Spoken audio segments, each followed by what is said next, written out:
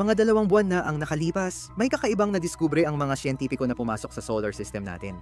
Isang napakalaking bagay malapit sa Jupiter, ang patungong panloob na planeta, at mas mabilis kaysa sa anumang dating interstellar na bisita. Halos 60 kilometro bawat segundo. Kaya agad na nagsimulang maghinala ang mga tao. Isa ba itong kometa o isang sasakyang pangkalawakan ng mga alien? Maaaring ito ay isang piraso ng teknolohiya ng mga alien.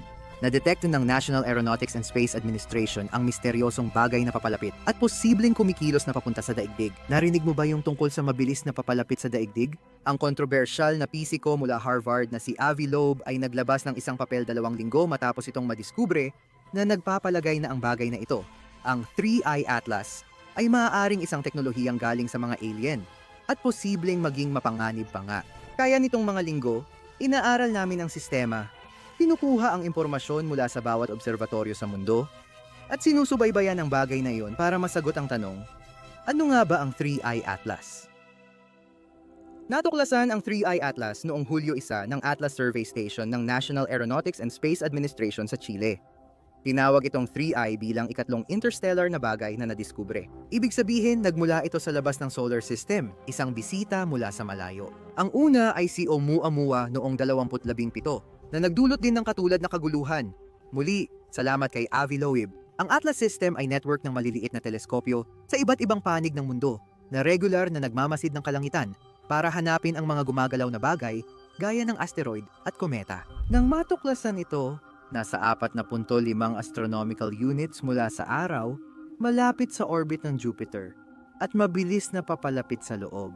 Agad-agad, ang mga grupo mula sa iba't ibang panig ng mundo ay nagsimulang itutok ang kanilang mga teleskopyo sa bagay na iyon, nangangalap ng mas maraming impormasyon hanggat maaari para mabigyan tayo ng pagtataya kung gaano ito kalaki at kung saan ito patungo. Ito ay minsan lang na pagkakataon para pag-aralan ng interstellar na bagay bago ito lumapit sa atin. Habang dumarating ang impormasyon, inilathala ni Avi Loeb at co-authors ang papel nilang magbabago ng lahat. Inilathala noong ika-17 ng Hulyo, binuksan ng papel ang ideya na ang bagay ay teknolohikal at posibleng mapanganib. Ipinakita nilang lumalapit ito sa Venus, Mars at Jupiter sa hindi normal na paraan, na parang banyagang sasakyang pangkalawakan na nagmamasid at nangangalap ng impormasyon sa mga panloob na planeta. Itinuro rin nila na ang bagay ay kakaibang nakaayos sa ecliptic plane ng solar system, na perpekto kung gusto nitong bumagal at pumasok sa orbit ng araw. Ipinakita ng kanilang mga kalkulasyon na ang posibilidad na ang bagay ay ganito kaayos sa solar system ay 1 sa 500. Umabot pa sila sa pagtansya na ang pinakamainam na pag-abot sa daigdig ay mangyayari sa huling bahagi ng Nobyembre o unang bahagi ng Disyembre ngayong taon. Sa mga panayam, nilinaw ni Avi na hindi niya sinasabing alien ito, kundi posibilidad lang na dapat pag-aralan. Mas naging interesante dahil sa mga paunang tansya ng laki nito. Ayon sa reflektadong liwanag, tinaya nilang 11 kilometro ang lapad nito. 100 beses mas malaki kay Oumuamua at kasing laki ng asteroid na tumapos sa mga dinosaur. Narinig agad ng tao ang balita. Sabi ng astronomo ng Harvard, ang 3I Atlas ay mapanganib na alien spacecraft, kaya mabilis kumalat ang usap-usapan. Naglabas ng opisyal na pahayag ang mga astronomo ng Harvard na ito raw ay isang alien spacecraft. Walang kwenta ang pisika nito. Ano ba ito at kailan lalabas? Sasagutin ko ng direkta ang ilan sa mga pahayag na ito mamaya sa video, pero kung iisipin mo, parang may saysay din naman, di ba? Kung may mga alien nga sa Milky Way, malamang magpapadala sila ng mga probe sa ibang mga sistema ng bituin para tingnan kung may nakatira doon. Hindi ko sinasabing alien ito. Dapat nating suriin ang ebidensya muna. Kaya sa puntong ito, may 2 posibilidad talaga. Maaaring ito ay isang sasakyang pangkalawakan ng alien o isang kometa. Paano natin malalaman kung alin dito? Ang susi ay hanapin ang buntot at ang koma. Karaniwan, ang mga kometa ay may mga katangi-tanging tampok na ito ng alikabok at gas na itinutulak palabas ng ibabaw ng kometa ng radyasyon mula sa araw. Ang mga buntot ay kadalasang nakaturo palayo sa araw. Kung sasakyang pangkalawakan ito ng mga dayuhan, dapat gumagawa ito ng kakaibang kilos gaya ng biglang bilis, bagal, at kislap ng ilaw. Nakuha mo na ang punto. Kung dayuhan man sila, tiyak na gusto nilang mag-subscribe ka dahil 20% lang sa inyo ang nakasubscribe sa channel. Noong Hulyo 21 linggo matapos matuklasan, itinapat ng National Aeronautics and Space Administration ang Hubble Space Telescope sa interstellar na bisita at kinunan ito ng larawan. kung saan nakita ang koma ng kometa at mahinang buntot. Kailangan pa nating maghintay para makita kung lalaki pa ang buntot. Pero napansin din nila ang kakaibang anti-tail. Nandito ang araw at parang may buntot ng material na inilalabas papunta sa direksyon ng araw. Ayon kay Avilov, kakaunti lang ang nailalabas na alikabok batay sa ebidensya. Kung ito ay isang kometa, dapat ay itinutulak ng solar radiation ang mga particle palabas papunta sa inaasahang buntot. At dahil hindi naman natin nakikita ang malinaw na buntot, maaaring hindi ito kometa. Mas naging kakaiba dahil napansin ng mga observatoryo tulad ng James Webb Space Telescope na naglalabas ang kometa ng ulap ng carbon monoxide, dalawa, na umaabot ng daan-daang libong kilometro palabas. Sa mga kometa, madalas may bakas ng water vapor gas, pero dito halos wala o napakababa lang ito. Matapos ang tuklas, tinanong si RV kung ano ang tingin niya sa posibilidad na alien ang 3i Atlas. Sumagot siya, 60%. Kung gusto nating malaman ng 3i Atlas, kailangan nating lumapit at kumuha ng malinaw na larawan. Ang landas ng bagay na ito sa solar system ay hindi talaga lumalapit sa Earth. Pinakamalapit nito ay 1.8 astronomical unit, kung saan ang isang astronomical unit ay distansya mula Earth hanggang araw. Dito nagsimulang uminit ang lahat at si Avi na ang naging mukha ng 3i Atlas, laging nagbibigay ng panayam. Araw-araw akong nakakatanggap ng mensahe mula sa iba't ibang tao at kaibigan na nagtatanong kung ang 3i Atlas ay totoong alien spacecraft. Pagpasok ng Setyembre, nagsimula na kaming magkaroon ng mas kumpletong pananaw kung ano talaga ang nangyayari doon sa kalawakan. Ginamit ko ang datos mula sa 14 observatoryo sa mundo para maipakita ang pinakakumpletong pananaw tungkol sa 3i Atlas. Heto na tayo. Pumasok ang 3i Atlas sa ating solar system ng ganito, sa isang sobrang hyperbolic na orbit. Siguradong galing ito sa labas ng solar system. Hindi na yon pinagdedebatehan. Mga 5 degree ito mula sa ecliptic plane ng solar system. Parang ganito. Hindi ito pangkaraniwan. Pero hindi rin ito tiyak na patunay na isa itong sasakyang pangkalawakan ng mga alien. Bibiyahe ito sa solar system. Dadaan ng 29 milyong kilometro mula Mars sa Oktubre 3, ngunit hindi ito lalapit sa Earth. Pagkatapos, lalapit pa ito sa Jupiter. Ngayon, silipin natin ang mas malapitan ng bagay na ito. Makikita natin ang isang maliwanag at kumikislap na kometa na may magandang buntot. Ebidensya na isa itong interstellar na kometa. At lalo pang nagiging maliwanag ang buntot na yan habang papalapit ito sa araw. Sa unang pagtingin ng Hubble, napansin ang mga palatandaan ng isang alikabok na bakas. Pero pagsapit ng huling bahagi ng Agosto, nakita ng Gemini South na humaba ang buntot at lumalaki ang kometa.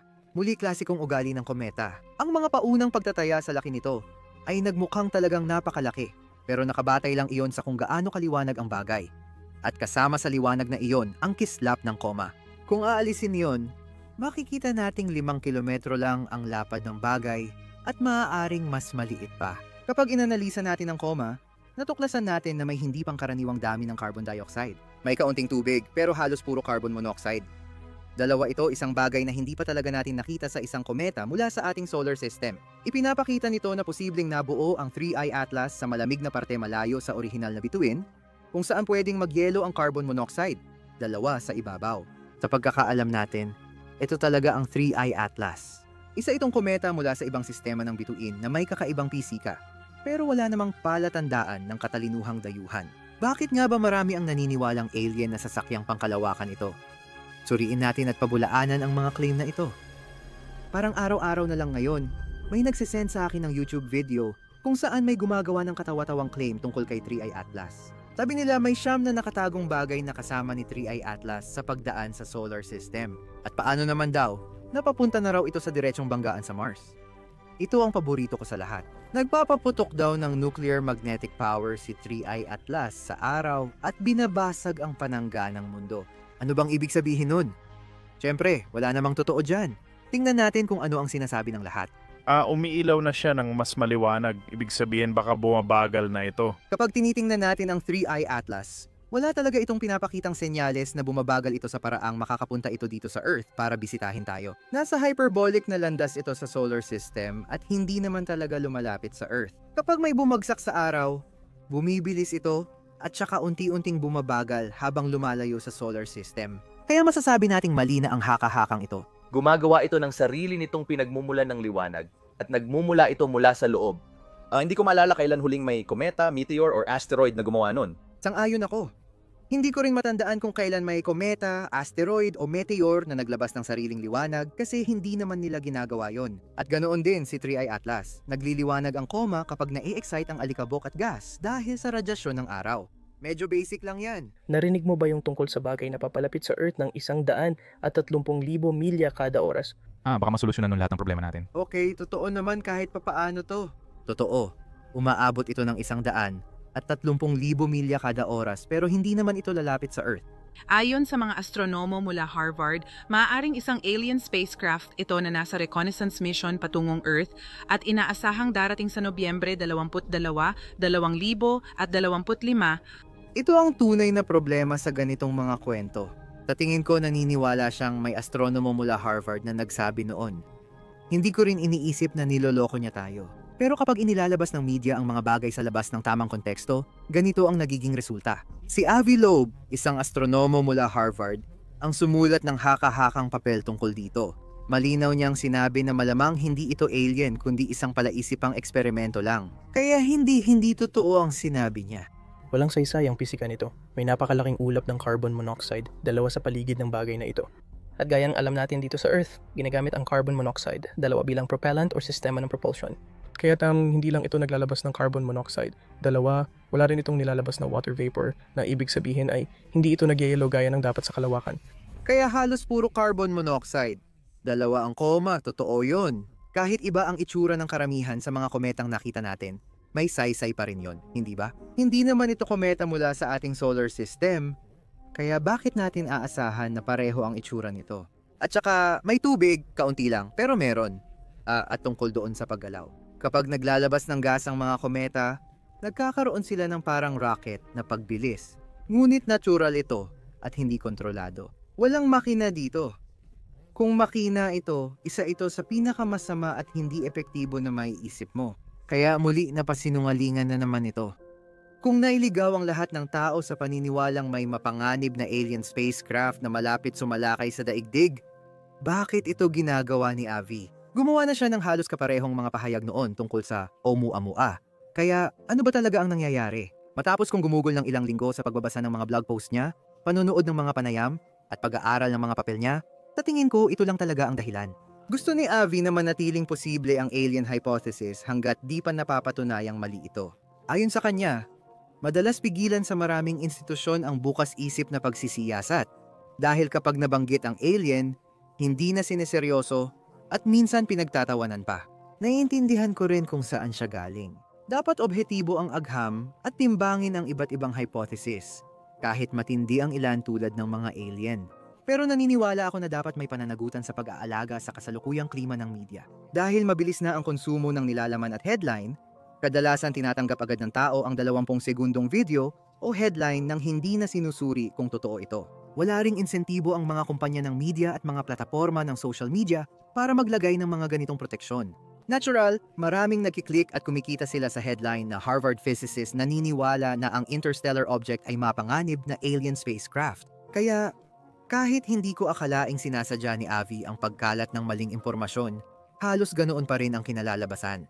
Maraming tao sa mundo ang naniniwalang may alien spacecraft na lumilipad sa ating solar system.